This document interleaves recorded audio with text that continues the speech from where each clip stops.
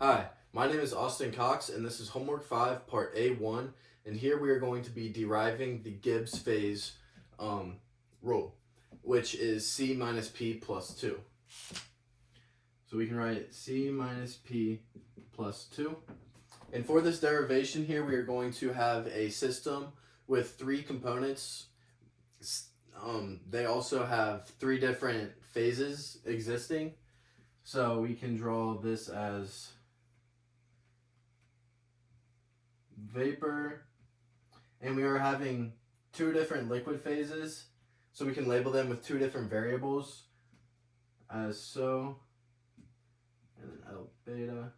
And so in our system here we have three phases. We have a vapor and two liquid phases, so we're going to label N is equal to 3.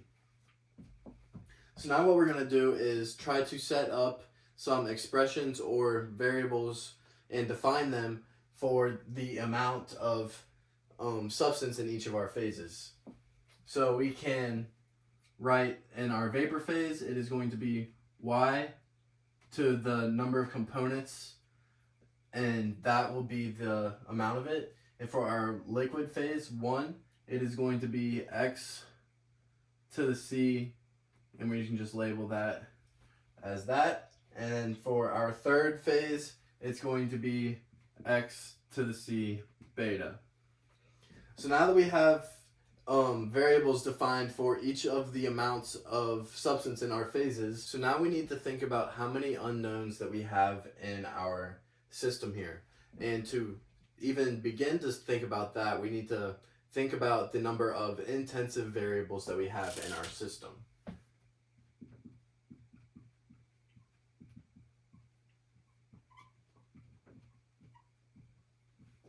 Intensive variables are variables that do not depend on how much you have present or the size of our system.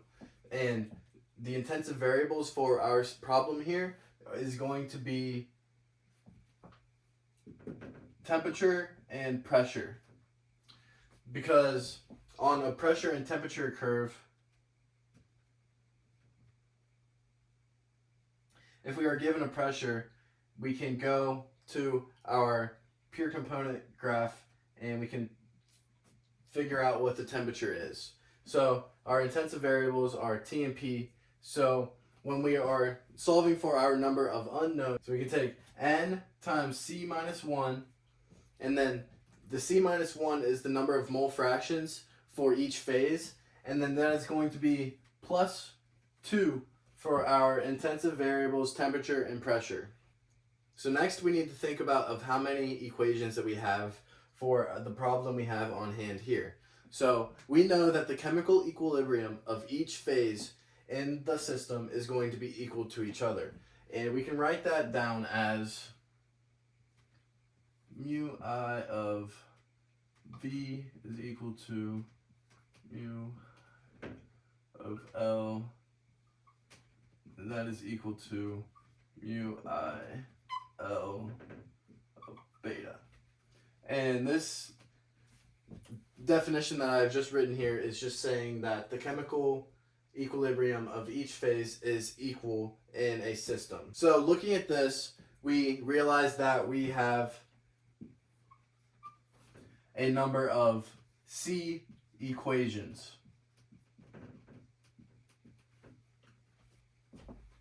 So writing down the expression for our number of equations, we can write down N, number of phases, minus 1, and then that will be multiplied by C, our C equations. And this is the chemical potential equilibrium equation, which we have just written down. What we have just written down here is known as the equilibrium equality of chemical potentials. And so using these two expressions we have written down here, we can think about of the number of degree of freedom we have in our system. So looking at that, we need to think about of how many variables that we need to specify on our system when we are setting up our problem, when we are chemical engineers looking at this problem and trying to figure it out. we need to think about of how many variables we need to specify. In doing so, we can take our variables minus our number of equations. And that is equal to our degree of freedom. So our number of variables is this first expression, and our number of equations is this second expression. So we are going to just go ahead and subtract the two. N times C minus 1 plus 2 minus N minus 1 times C.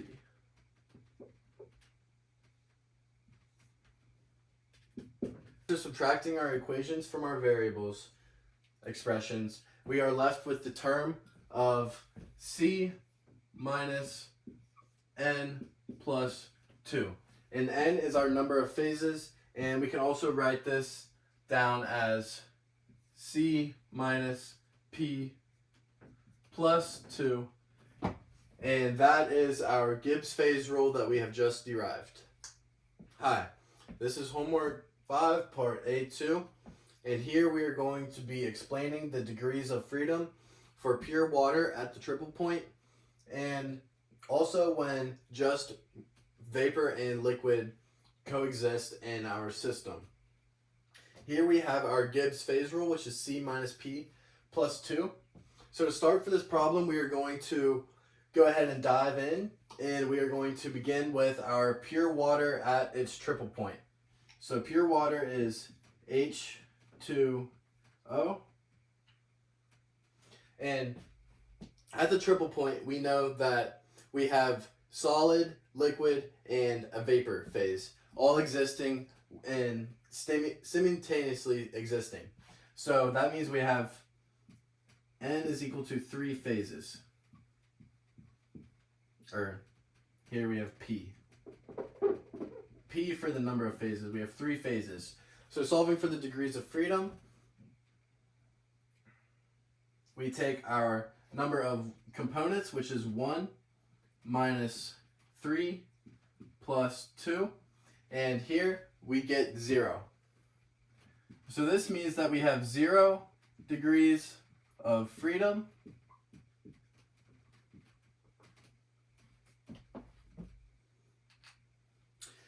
and since we have 0 degrees of freedom, this tells us that the chemical potential for all 3 phases are equal to each other, and we can write that down as mu L is equal to mu V is equal to mu S for liquid, vapor, and solid, showing that the chemical potential is equal in all 3 phases due to there being 0 degrees of freedom for pure water at its triple point. In addition to our definition of the chemical potential in each phase being equal to the other phases, we can also declare that Gibbs energy per mole of each phase is equal to the other 2 phases. So next, we are going to explain the degrees of freedom for when we just have vapor and liquid coexisting. So we still have H2O, but here instead of having 3 phases, we just have 2. So we have P is equal to 2. So our number of components is still 1. So we take 1 minus 2 plus 2. And here we get 1 degree of freedom.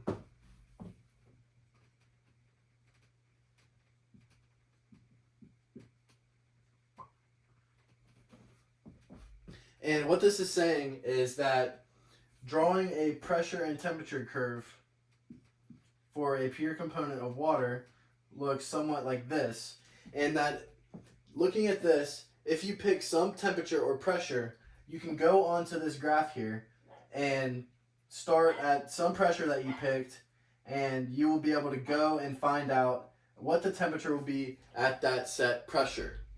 To summarize part A2, we have water at its triple point, and we have calculated that it has 0 degrees of freedom, which means that the chemical potential and the Gibbs energy per mole in all phases are simultaneously equal.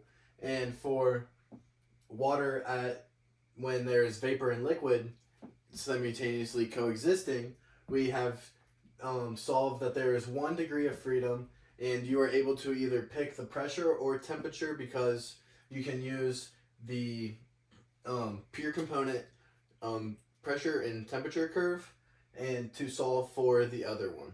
This is homework 5, part A3. And here we're going to be explaining the degrees of freedom for a mixture of ethanol and water when vapor and liquid coexist. And here we have our Gibbs phase rule, which is C minus P plus 2. I'm going to go ahead and draw our system for this problem. And we have 2 phases, vapor and liquid. And we have 2 components here, which are ethanol and water. So we can denote that C is equal to 2 for our number of components. Next, we can go ahead and label our P, which is 2 for the number of phases that are existing, which are vapor and liquid. So we have P is equal to 2. So next, we are going to solve for our degrees of freedom. So plugging in our C and P values, we can go 2 minus 2 plus 2 is equal to 2. So we have found that we have a degree of freedom of 2.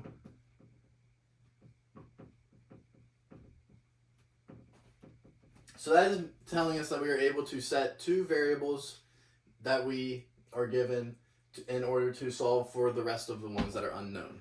So after we have found our degrees of freedom, we can go ahead and assume that we have some amount of liquid, and we can denote that x1. So now we want to go ahead and set up an expression, and we can do that as taking our amount of our liquid, and then we will be multiplying that by our saturation pressure of some temperature T. And then this is going to be equal to the amount that we have of our volume, or our vapor phase, and then times our pressure. And we can denote this right-hand side of our expression here as the partial pressure. And since we have a degree of freedom of 2, we can go ahead and set our temperature and our pressure. After we plug in some temperature and pressure value, we are able to mix around the rest of our expression in order to solve for the rest of our unknowns. So that is why we have a degree of freedom of 2. We are able to set either our amount that we have, the temperature, or the pressure. So we have 1, 2 degrees of freedom for this scenario in which we have ethanol and water in the vapor and liquid phases coexisting.